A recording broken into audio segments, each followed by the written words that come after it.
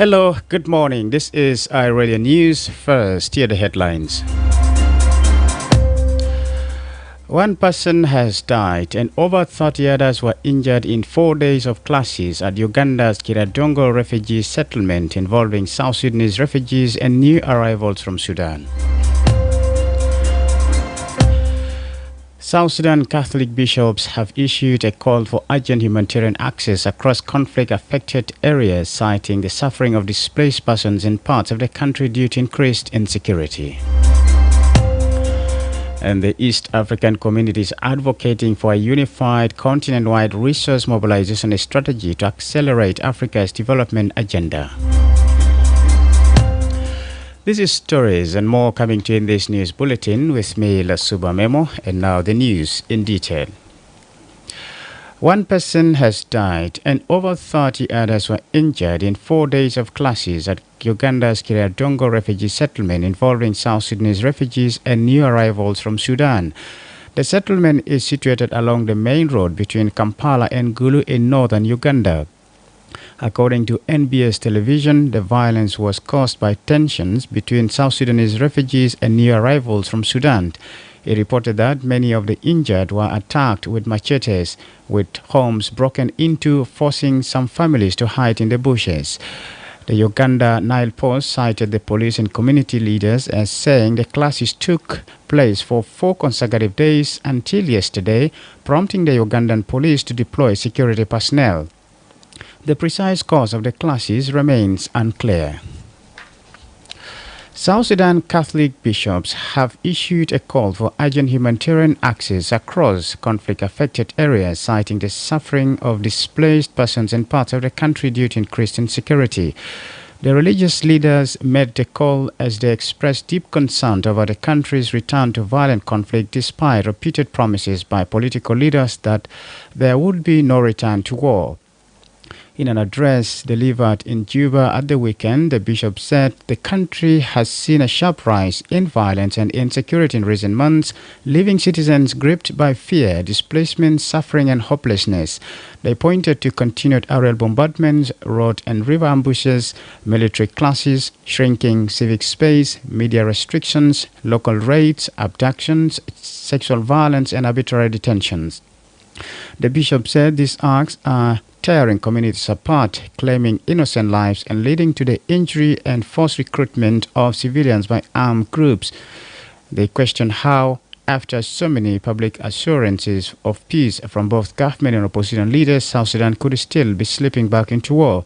The bishops also issued a call for urgent humanitarian access across conflict-affected areas. They went on to urge the country's leaders to end politically motivated violence and uphold their duty to the people. The bishop's appeal comes amid renewed tensions in parts of the country, raising fears of a broader breakdown of the fragile peace agreement signed in 2018. The East African community is advocating for a unified continent-wide resource mobilization strategy to accelerate Africa's development agenda as the leadership of the tripartite free trade area shifted to the region. EAC Secretary General Veronica Nduva called for this unified strategy after assuming leadership of the COMESA EAC SADC tripartite task force, signaling a new push for integrated economic growth across the continent. Speaking at a high-level roundtable convened by the African Union Development Agency NEPAD in Malabo, Equatorial Guinea, she emphasized the urgent need to replace fragmented efforts with a harmonized approach. She stressed the importance of coordinated action to unlock large-scale financing for the African Union's Agenda 2063. The meeting held on the sidelines of the 7th Media Coordination Meeting of the African Union Regional Economic Communities and Regional Mechanisms brought together key African leaders and development partners to fast-track Agenda 2063 through effective African-led resource mobilization. EAC's Secretary General advocated for a blended financing, leveraging public, private, and philanthropic capital. She urged greater involvement of African philanthropists and the private sector in defining and deepening their contributions. Echoing this call, AU Commission Chairperson Mahmoud Ali Yusuf stressed the urgency of moving away from donor dependency towards a model anchored in African ownership and alignment with the continent's priorities. This is iRadio Morning News, and now to the international scene. The Sudanese paramilitary Rapid Support Forces stormed the besieged city of El Fasher on Friday in a battle that raged for over 77 hours, witness told the BBC. RSF fighters managed to capture a cattle market, a prison and a military base while broadcasting videos of themselves walking around empty stockyards. It was the first time RSF fighters had entered the city in large numbers since the siege of El Fasher. An ongoing battle for control of the western Darfur city began 15 months ago. On Saturday morning, the army retaliated and succeeded in pushing the RSF back beyond El Fasher's limits. But Mathilde Vu from the Norwegian Refugee Council described the city as a death trap. South Africa's President Cyril Ramaphosa has placed Police Minister Senzo Chunu on an immediate leave of absence after allegations of links to organized crimes were made against him. In Sunday's live televised speech to the nation, Ramaphosa also announced a judicial commission would probe the claims, which he said undermine the constitution and threaten national security.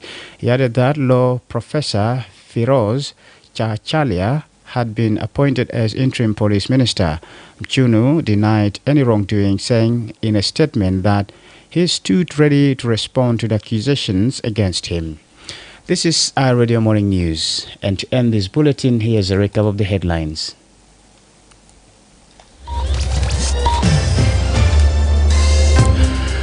One person has died and over 30 others were injured in 4 days of clashes at Uganda's Kiradongo refugee settlement involving South Sudanese refugees and new arrivals from Sudan.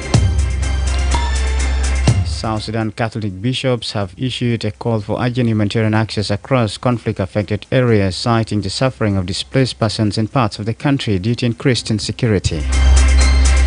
And the East African community is advocating for a unified continent-wide resource mobilization strategy to accelerate Africa's development agenda.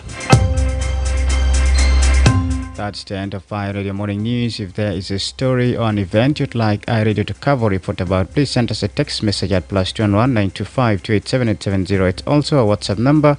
Follow us on X at iRadio Juba, like our Facebook page iRadio, subscribe to our YouTube channel at iRadio South Sudan. You can also visit our website and listen to us online at www.iRadio.org. Stay tuned for the news in Arabic at 8 o'clock. I'm Lasuba Memo. Thanks for listening.